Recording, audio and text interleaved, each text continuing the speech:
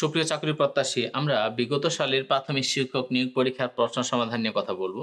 এখন আমরা যে বিষয়টি পড়ব সেটি হচ্ছে প্রাচীন যুগের বিষয়, সেটি হচ্ছে চর্যাপদ। আমরা জানি চর্যাপদ প্রাচীন যুগের একটি নিদর্শন। আমরা সরাসরি প্রশ্নে চলে যাই।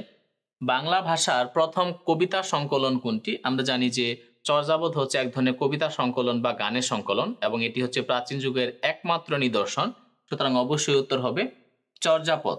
আমরা বাকি যেগুলো দেখি যেমন বৈষ্ণব পদাবলী, দোহাকুশ, এই বিষয়গুলো কিন্তু পরবর্তী সময়ে পাওয়া গিয়েছে, অর্থাৎ মধ্যযুগে। সুতরাং প্রাচীন যুগের নিদর্শন যদি আমরা বলি বা বাংলা ভাষার প্রথম কবিতা সংকলন, সেটি হচ্ছে চর্যাপদ এবং আমরা জানি চর্যাপদ মূলত হচ্ছে গানের সংকলন। এরপরের প্রশ্ন হচ্ছে বাংলা ভাষা ও সাহিত্যের প্রাচীন নিদর্শন কোনটি? আমরা জানি যে বাংলা ভাষা ও সাহিত্যের প্রাচীন নিদর্শন হচ্ছে চর্যাপদ।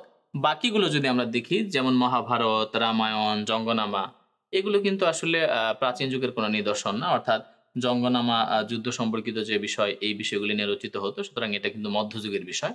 এবং রামায়ণ, মহাভারত এগুলো কিন্তু প্রাচীন যুগের না। সুতরাং আমরা যেটি বলবো যে প্রাচীন যুগের একমাত্র নিদর্শন হচ্ছে চর্যাপদ। এরপরের প্রশ্ন হচ্ছে চর্যাগীতি রচনা সংখ্যাধিক্যের দ্বিতীয় স্থানের অধিকারীকে?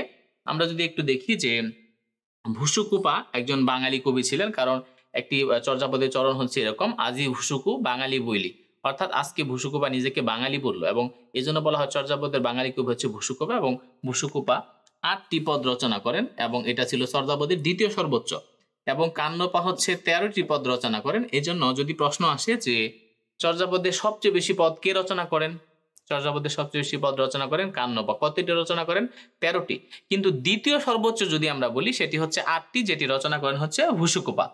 আর হরপ্রসাদ শাস্ত্রী তিনি আসলে চর্যাপদ আবিষ্কার করেন, সুতরাং এটা তার রচনার সাথে সম্পর্কিত না, তিনি চর্যাপদ আবিষ্কার করেন।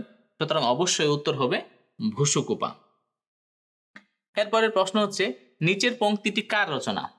আলিয়ে কালি এ বাট রন্দেলা তাহা দেখি কান্ন বিমলা বহিলা। যেহেতু আসলে এখানে কান্ন বলেই দিচ্ছে, সুতরাং অবশ্যই এটি রচয়িতা হচ্ছে কান্নপা। অর্থাৎ চর্যাপদে যখন কেউ চরণ লিখতো তখন কিন্তু তারা সাথে সাথে নিজের নামটা কিন্তু জুড়ে দিত, সুতরাং সহজেই বোঝা যাচ্ছে যে এটি হচ্ছে কান্নপা রচনা। সুতরাং অবশ্যই উত্তর হবে কান্নপা। কিন্তু যদি এরকম একটা লাইন আসে আজি ভুসুকু বাঙালি বইলি, এই চরণটি কে বলেছেন? আমরা অবশ্যই উত্তর করবো এটি বলেছেন ভুসুকুপা, কারণ সে নিজের নাম কিন্তু নিজেই উল্লেখ করে দিয়েছেন। সুতরাং অবশ্যই উত্তর হবে কান্নপা। সবশেষে আমরা যেটি বলবো যে আমরা যদি চর্যাপদ সম্পর্কে বিস্তারিত জানি এবং বিগত প্রশ্নগুলো ব্যাখ্যা সহ পড়ি, তাহলে এখান থেকে যে কোনো প্রশ্ন আসলে আমরা কিন্তু খুব সহজেই উত্তর করতে পারবো।